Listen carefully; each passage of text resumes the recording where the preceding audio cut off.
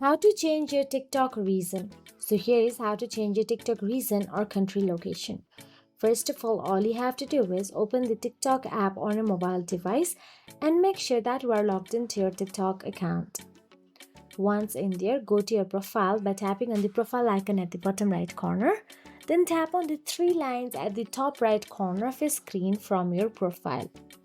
Once you do so, you will get to see Settings and Privacy option available on your screen. Tap on it.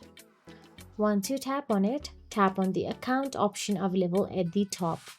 Once you tap on the account, tap on the account information again at the top. Now, once in there, you can see the region option available there. Now tap on it. You will get to see the list of countries option available. Now scroll and tap on any from which you want to change your TikTok region to. If you found this video helpful, please like, share and subscribe, and thank you so much for watching.